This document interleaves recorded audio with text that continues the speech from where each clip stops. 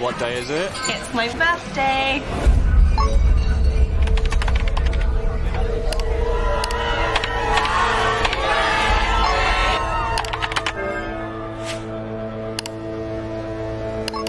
It's good to share. But check you have the right privacy settings.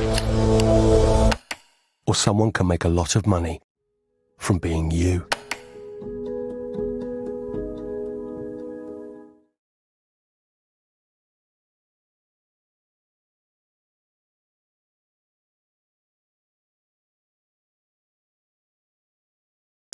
This is where you'll find provocative polemic, free of fear or favour. The Agitator from the fifth column. When you hear the word soft, you tend to feel comfortable and safe. Who wouldn't take the soft option, given the choice? Soft cops are kinder than hard cops. Soft furnishings are more attractive than hard chairs. Spies take the soft route into the enemy country. You'd give a child a soft drink, but never hard liquor. And so we come to soft drugs, particularly cannabis, the subject of the most brilliant marketing campaign in modern times. So organic and herbal that many teenagers don't think it's a drug at all.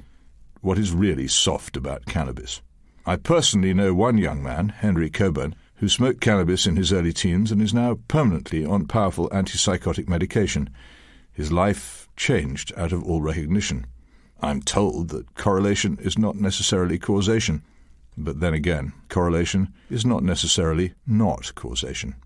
Now, perhaps for the first time, comes news of research which strongly suggests that teenage use of supposedly soft cannabis may damage the brain irreversibly, causing an 8% drop in IQ.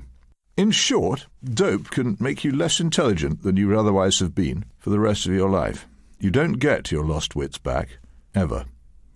8% may not sound much, but it means worse exam results, less chance of going to a good university, less hope of a good job, or perhaps of getting a job at all. Researchers found this worrying fact by looking for it. It helped that IQ is a generally accepted objective measure, unlike mental illness, which is hard to define and has ever-shifting boundaries.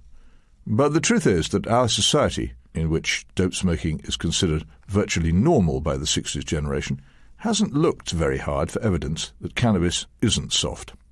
It never did me any harm, I've often heard them say. Well, how do they know? What if, without it, they would have been smarter than they are? Smart enough to know that the young need to be protected from this danger and warned seriously against it. And yet, our society treats it as a trivial joke, a thing the kids can be expected to do. Schools and the government assume that teenagers, who are most vulnerable to its dangers, will take it.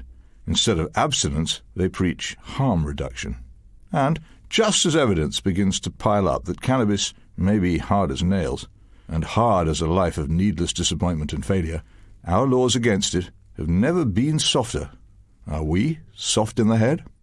To hear more of our podcasts and to have your say, visit our website www.thefifthcolumn.co.uk.